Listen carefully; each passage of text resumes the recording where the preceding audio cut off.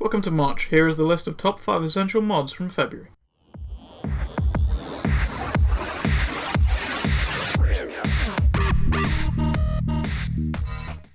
So let's get started. The first mod this month is Tumberjam's Combat Armor by, obviously, Tumberjam and also Azrael WTF. This mod adds a whole new set of power armor to the game, which is completely custom made by one of these two guys. I had an assumption probably the first one, because I'm going to stop saying their name because it's not exactly easy.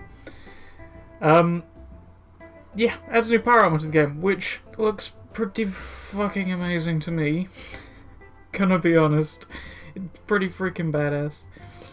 The armor can be painted into mainly the basic paints like winterized, military, the obviously standard non-paint one, and I think there's a couple others like the different types of plating and stuff. But the faction paints I don't think work, and the comic paints don't work either. They don't actually have a material change for the armor currently, which is a bit sad, but in all fairness, the options you get are kind of cool anyway. I quite like the military one because it gives it that sort of black, sort of more stealthy style, which obviously I sort of go for with my Fallout character, so it sort of works for me quite well. Obviously there's different options for different people. It can also be modified with all of the basic power armor customizations, which, you know what they are if you've played Fallout at this point. But there are also extra customization options, such as there's pouches and a knife, and I think there's another one as well, but there are different sort of attachments you can get which add actual physical things to the power armor, like extra additions, which are pretty cool, and it's a nice sort of change from the traditional sort of additions where nothing really changes unless you put a jetpack on it. That could probably be a song. But yeah, it makes your power armor look pretty much more badass, which is a horrible sentence, and I should have reworded that differently. But essentially, it just makes your power armor look cool with these extra customizations, and the power armor itself does look really nice. So, yeah, downsides, there aren't many, in all fairness. The power armor looks pretty freaking awesome. The only problem I've had, and it might just be my game with my texture quality or something, I don't know, could be on my end, just on my end, so I apologise to the authors if that's the case. But I have noticed the chest piece appears to be much lower quality than the rest of the armor. It could just be me picking up on things, or as I said, it could be my text problems, so I apologise if this isn't the case for everyone. But the chest piece does seem to be somewhat lower quality than the rest of the armor for some reason. So, I don't know. I'm going to try screwing around with it, maybe it'll fix it. If it fixes it, I'll put an annotation or something on the screen. But at the time of recording, I'm having an issue with the textures looking much lower quality on the chest piece than the rest of the armor, which is kind of a shame because the armor looks pretty freaking badass. But if you're running around in third person, you're not really staring at the chest piece anyway. You're shooting stuff and feeling like a badass wearing this really cool looking armor. So there we go. The second mod for this month is Clean Hood Immersive Presets for Death Hood by The Drunken Knight, which is a much nicer name after those first two. Now, as you can probably decipher, this is a HUD mod, or heads-up display, in case you didn't know what HUD meant, which essentially changes the positioning of features on your HUD, which is it's the display. It's how you see the game, your health bars, your ammo counter, your compass, whatever. That's your HUD, and essentially this just changes it to be much more immersive, I guess is the word they're using, but to me just less intrusive. It essentially just shrinks everything down with this mod, so it essentially allows you to see more of the game and your things are less sort of in the way. And I have noticed it from switching back from using this mod to the default one and then back again, just how big and sort of in the way the normal HUD is, and it's kind of ugly. I much prefer this preset that essentially just shrinks everything down, and it's still just as easy to use and tell what your health is and how much ammo you've got and use the compass and stuff. It's just not so in your face, which is very nice. But of course this is a preset for another mod, so you can customize the HUD however the hell you want to with the other mod, which is Death Hood. But this is a specific preset that I quite like and I'm going to continue to use because it essentially does everything I want already. So I don't have to bother messing around with it because the mod already does it for me. But obviously there is a downside to this because it is so much smaller and less intrusive and immersive, is the word they're using. It would be It would be kind of an issue for people using much larger monitors, as it may mean that they're having to essentially completely take themselves out of combat to look at the different parts of the HUD. But of course, it's their choice to have it how they want it. And obviously, because it's a preset, they can still customize it to a degree, so they could re-enlarge the health bar and stuff if it's too small for them. So in all fairness, it's not a huge problem, but for people who don't want to mess around with the HUD mod, they just want a quick, easy preset, it could be quite an issue. But yeah, there we go, that's mod number 2, Place Everywhere by the Lich. It's the third mod for this month, and this one is awesome. We once again head back to the settlement mods, as we can now place objects anywhere, well, pretty much. Place Everywhere by the Lich allows you to place settlement objects inside other settlement objects, essentially, and inside of other stuff within the world. It's pretty awesome. It allows you to, as said, obviously allows you to place stuff inside of its other objects and within pre-existing structures. But this mod does require the use of Fallout 4 Script Extender, which not a lot of mods do currently, or shorten it down, it's the F4SE. And that's a pretty easy installation. It's not something you really have to worry about. It's just go to a website, download the thing, drag it into your Fallout 4, boom, done, there you go. Now you can place stuff wherever the hell you want. The upside, of course, is the fact that you no longer need Cheat Engine to run this sort of mod, because before, I think the original mod was Place Anywhere, by somebody else as far as I know, and that required the use of Cheat Engine, which also meant you had to go onto a dodgy site and possibly get a shed load of viruses, which you don't want. So, you know, Place Everywhere is here, and does the job so much better, because you can do so much more with this than you could in the normal build system, and it's something that Bethesda really shouldn't have limited quite so much, I don't think.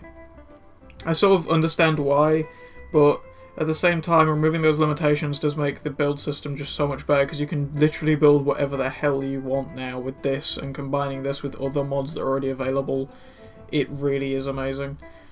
But as sort of mentioned right back at the start of this sort of little section, it's not exactly perfect. You can't always necessarily place objects down directly where you want them to. By this I mean the fact that you can't necessarily always place objects directly inside of another object that's already pre-existing. Sometimes you'll have to place that object down separately with the base build system where the whole object turns white, and then you'll have to drag it into place where just the outline turns white thanks to this mod. But that is kind of an issue and can be kind of irritating while building, is the fact that you have to just stop, place down an object, and then move it back to where you already had the object positioned because it wouldn't let you place it.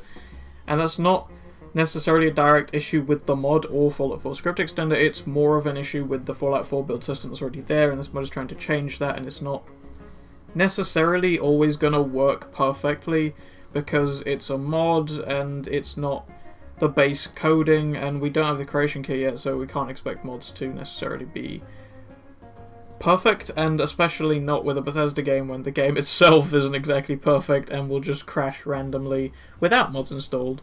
So you can't expect a mod to necessarily work exactly as it says on the tin. But for the most part the mod does, and in all fairness it doesn't stop you from placing it anywhere, it just means that placing it wherever you want does become kind of, not necessarily time consuming, but sort of takes a little more out of your build time than you necessarily wanted to, because you have to place it somewhere else in the place, and then move it to where you want it to be. But yeah, there we go, that's a pretty awesome mod, and something I'm definitely going to be continuing to use forever, probably, until something either better or equal comes along. But moving on, we have mod number 4, which is Lasers Have No Recoil by Seth Dragoon. So much like everything else this week, or this month rather, sorry, this is a monthly show, not a weekly show. It does exactly what it says on the tin.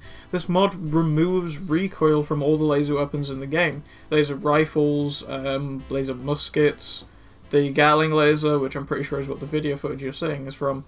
But essentially it just removes the recoil from these guns. Now, some of you may think this would be pointless or unfair. Well, actually it's factually accurate and more friendly, which a lot of the mods I review here aren't necessarily always going to be that. But laser weaponry would generate no kickback due to the lack of an explosion, which there is in normal guns if you understand sort of how they work essentially, which is sort of, it does sort of break the sort of factual accurateness and the lore friendliness when using laser weapons. A lot of people don't notice it. To be fair, it didn't bother me, I generally don't use laser weapons anyway, But with the recoil removed, laser weapons do now have a distinct advantage in my game. I am trying to find something to sort of balance it out a bit, because obviously, other than like the no recoil and the fact I can't put a silencer on it, there isn't really much of a downside to laser weaponry now. So what I really need is something to generate sort of some sort of heat generation or something, so the weapon can't be constantly fired, it has to sort of cool down, that sort of thing. Sort of like the laser weapons in games like Halo and other things like that, with the plasma weapons in Halo. But that sort of same idea of having to cool down your weapon every so often just to make sure it doesn't overheat. But yeah, other than, I guess, the possible cheater stigma you get from this, it's a nice little mod that you can enjoy less recoil in your game and more factually accurateness and more lore-friendly gameplay. So if you like that sort of thing, this mod's sort of here for you. Also, if you like kind of cheating, then also it works quite well. But for me, it's just a little added extra thing to make it, you know, a little more difficult when I'm fighting against people using laser weapons, and now they have no recoil whatsoever, which is always fun. Now we have the final of the 5 mods, the 5 main mods for this month, and that is Suppress the Facial Expression by Lumina. Now this mod is kind of simple and does really have a huge impact on your gameplay, but it essentially gets rid of those wacky face animations created by Bethesda. So if you want your NPCs to look a little more normal during conversations, then this is probably the mod for you. And personally, I just use this as sort of a little top-off for my game, making sure the NPCs are as far away from dumb as possible, because I have got quite a few different sort of NPC-related mods installed, just sort of essentially, I don't know, making the Wasteland prettier is not necessarily a goal of mine, but I have quite a few different mods installed for NPCs, sort of companions, to make those look nicer, and this one just sort of fixes up those little animation, not necessarily bugs, but goofs, I guess, is probably the best description you can give of it, because of the weirdly sort of over-the-top facial expressions that a lot of Bethesda NPCs seem to have. This mod fixes that quite nicely, and sort of tones everything down. So if you're having issues with that, or just dislike that in general, then this is sort of a nice little mod that you can just sort of maybe squeeze into that load order of yours. Mine's currently hitting around 100 mods now, which is, actually no, I think it's just hit 100 mods, which is a bit of an issue. just tiny bit, because things are starting to conflict. But anyway, there you go, that's the main 5 mods for this week. So thank you guys and gals for watching. But before I send you on your way, here's this month's bonus mod, which is Bullet Time Slow Time by Regenerator 2000. Now, this is a little mess around and not something I would use throughout my playthroughs, but I can't say it isn't awesome to go all Matrix in the middle of a gunfight in Fallout. So, it is real freaking cool to use. I had so much fun just messing around with it to record it for the end of this. And I literally did just go off for half an hour running around with bullet time on in my power armor, just destroying things. It's amazing. But yeah, that's pretty much it for this week, guys. So that's all the mods you're ever gonna need. Not really. It's all the mods you're ever gonna need for this month. That's all the essential ones, I think. So thank you guys for watching, and I hope to see you again in the next video.